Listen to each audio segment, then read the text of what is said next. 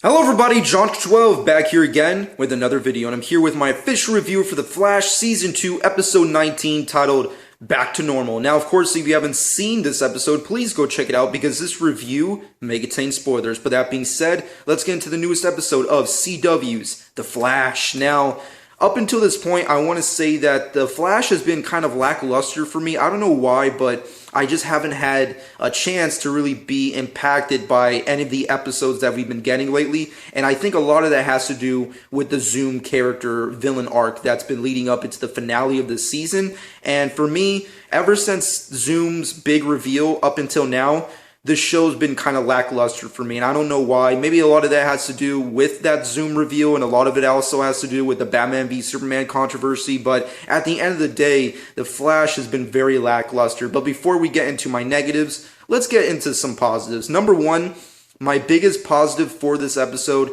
has to be Joe and Wally West's relationship continuing, and of course Wally West's subplot within this episode. Now granted, after the end of last week's episode, we got the big, the villain gets the power of the hero, and of course the day is saved when someone who, you care about or love is, out of harm's way. And with that, Barry loses his powers. However, Wally West is now eternally grateful for the Flash's actions towards saving Wally. And for me personally, Wally, a lot like Zoom as of now, has been an iffy character.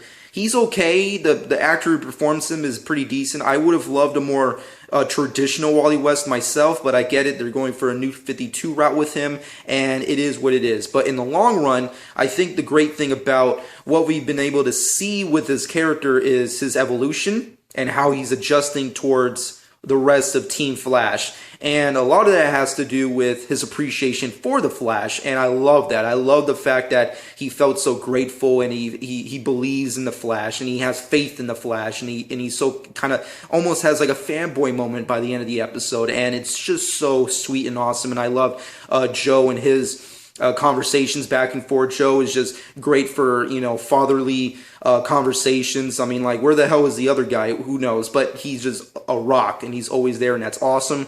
And that final moment where Wally just looks up at the Flash and he thanks him, and he just knows that that you saved my life, and I'm just grateful for that. And I just wanted to say thank you, and you inspired me, and that kind of stuff really made the episode what it was. Everything else, kind of irrelevant. It was very lackluster. Granted, Barry now has no powers. He doesn't have the Speed Force. He can't do anything useful anymore, and he's just getting back to the swing of things of being a normal schluts who can't really do anything. And that's pretty much what 50% of this episode is. The other part of it is Harrison Wells' Jesse quick fucking relationship debacle, which I've already made my personal thoughts known about the Jesse, Harrison Wells debacle. I'm not a big fan of their dynamic. I'm not really a big fan of the female character, Jesse. It's just very uninteresting to me. I said it before when she left.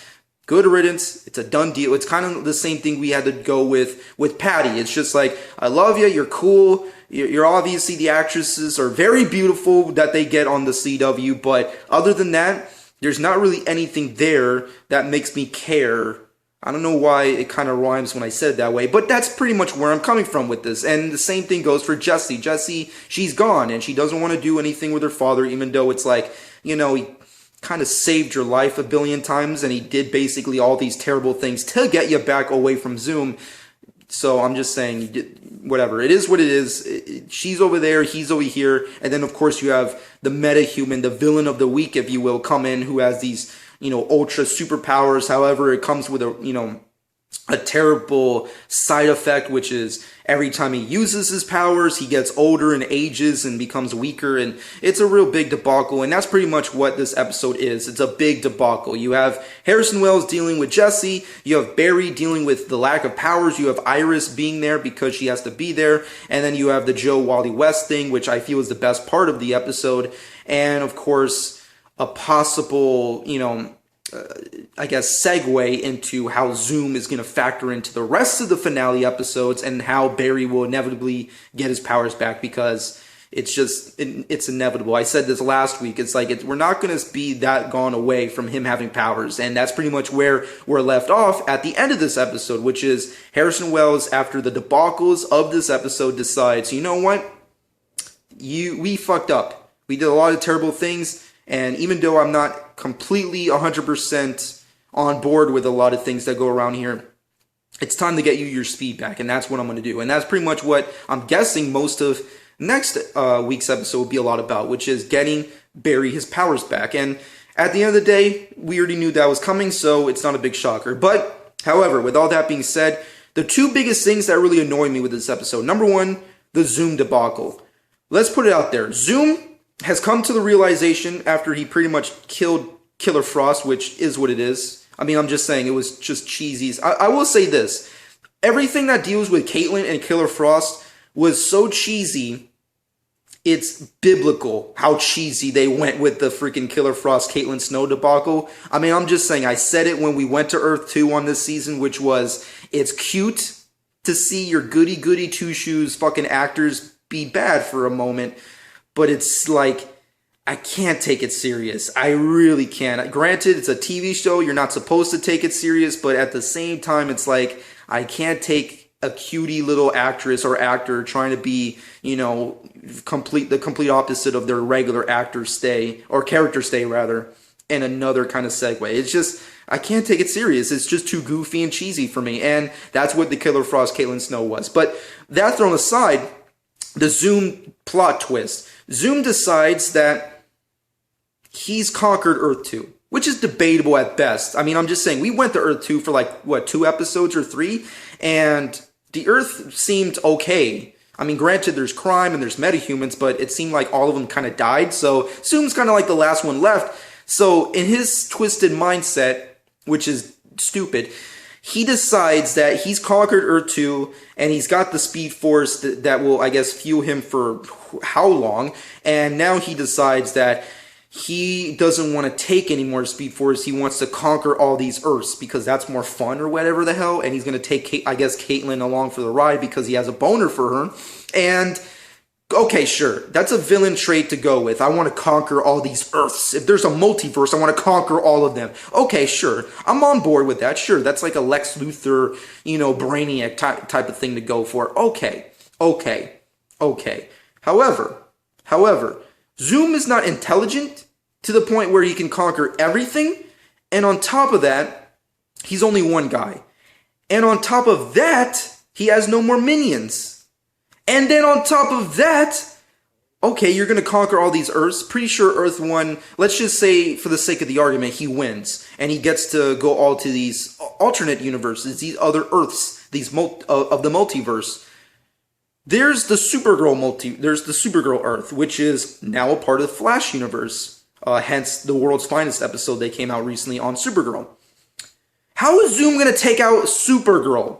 How is he going to do that shit? I find it debatable at best that he can even beat Supergirl as is. And on top of that shit, you have a Superman in that Earth with Supergirl. It's such stupidity, it's not even funny. Like, I always find it baffling when supervillains in a specific story, a character story, decide to take on the entire Earth of said universe when you already know there's other big top tier characters in said universe. I mean, for fuck's sake, it's kind of like Supergirl's debacle, which is, you know, it's good for what it is, but at the same time, you have to take into consideration when you have Kryptonians fighting Kryptonians, and the Kryptonians come up with this myriad, or whatever the fuck that protocol is called, on that TV show, spoilers.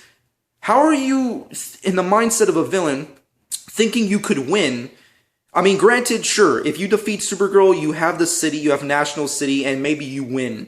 But you still have a Superman in that universe. You're not gonna win. It's just stupid, and that's where the Zoom thing comes along, because let's say he does beat Barry and wins Earth 1. If he's going to other universes, he's gonna lose because there's a Supergirl in there. And I'm pretty sure, I mean, like, this is not the last time we're gonna see crossovers, folks. I'm pretty sure, you know, Supergirl people and Flash people will talk again, and they'll fucking do a crossover and bring back Supergirl for a Flash episode possibly, or a Supergirl episode possibly in the future. So It's just stupidity on the writer's part, and I just feel like they should have done better. Secondly, another thing that really bothered me with this episode, and it's not really even that a big thing, it's more of a nitpicky thing, and that has to be the Iris Barry conversation. Granted, I know that the writers with the final moments of the season are trying to approach the Iris Barry relationship status quo again, now that Patty's gone and all these things are going on with with these people's lives and all that kind of debacle. And I'm guessing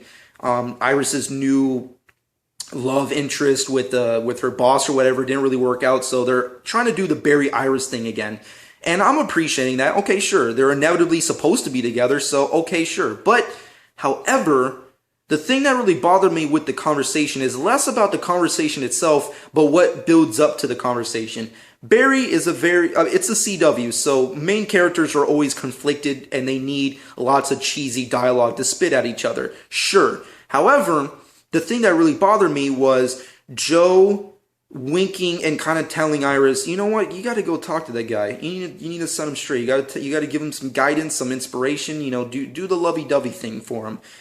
Okay, sure, you're the father of all these people. You're the fatherly figure on the show. I get it. However, I feel like what they should be doing is less of Joe having to tell Iris to do this and more about Iris knowing she should do that through her own heart.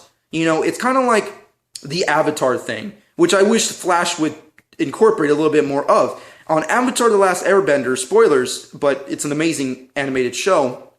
But on Avatar, whenever Aang, the main character, would go into his avatar state and start rampaging and going all crazy, Katara would come over and she would automatically already know without anybody else telling her, I have to go console with this guy. I got to hold his hand, I got to give him a hug, and I got to show him that it's going to be okay. Everything's going to be okay. And I wish they would do that more for this show.